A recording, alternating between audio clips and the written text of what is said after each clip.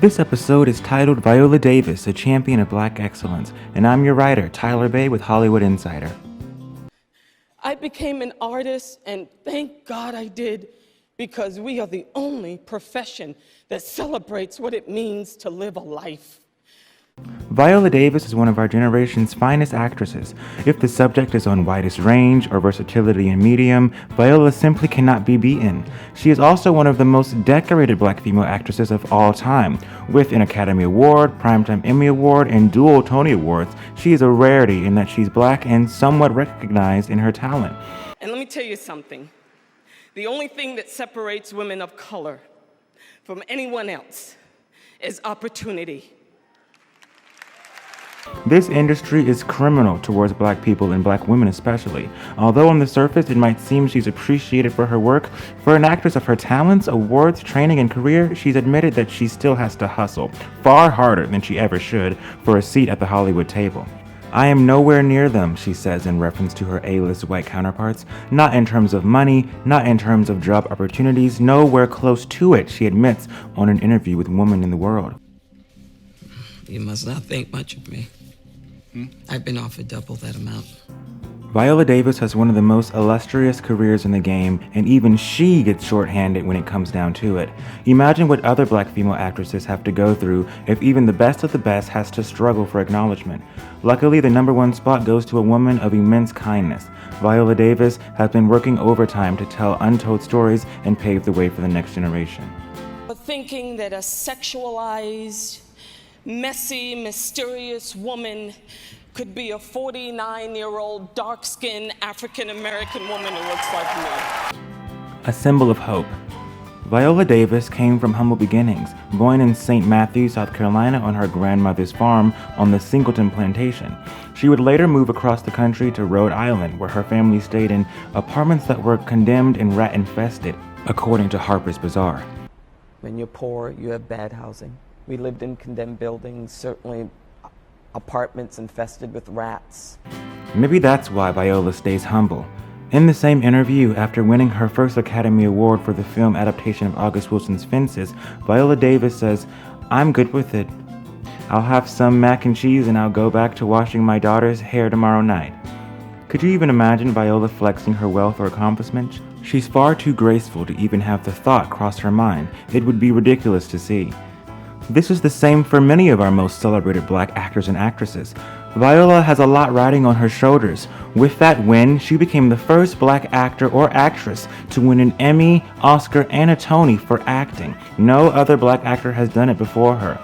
And the actor goes to Viola Davis.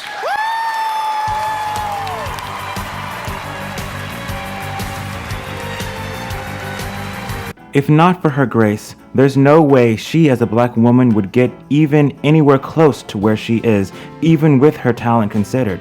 The gates of entry into Hollywood have far more restrictions on black performers. Viola has to be poised, graceful, and eloquent at all times, otherwise she'll quickly be dismissed. This is the difference between black actors and white actors. A white actor can simply exist, controversy and all, but highly successful black actors must become symbols, archetypes for their entire communities. While her awards and accolades are impressive, that's not what makes her one of the greats.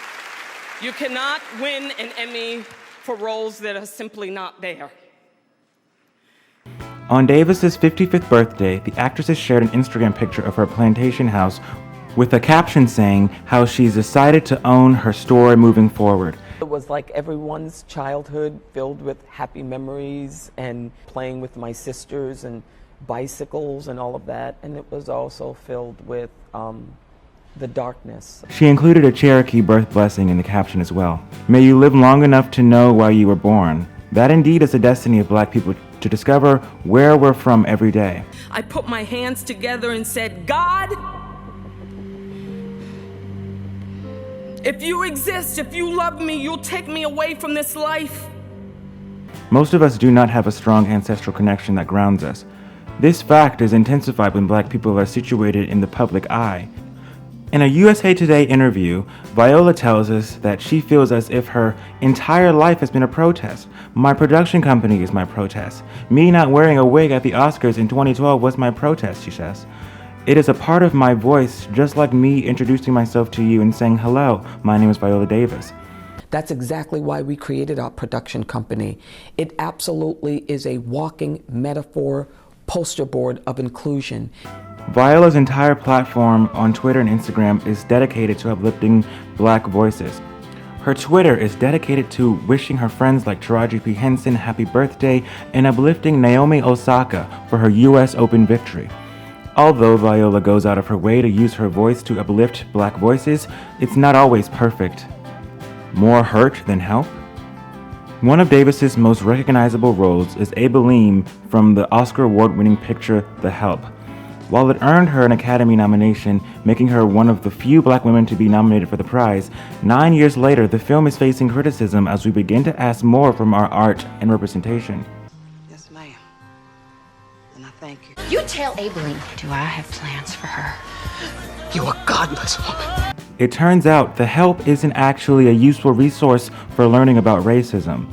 Movies that use Black people and to some extent stories to illustrate the white narrative and experience ends up having little to do with lessons about racism except don't be racist. What we ask for now is a depth in our Black stories, and The Help rounds out to be too shallow for 2020. But we have to understand that Black actors can only operate under their circumstances. How many roles are truly offered to Black performers? How many opportunities for direction or writing? Sometimes performers have to make do with what they are given. And even more importantly, Viola's contribution to Black film and theater is far greater than any singular project she's been a part of. I absolutely knew I wanted to be an actor because I wanted to be somebody. I wanted to dream big and make a mark somehow. Empowering the next generation.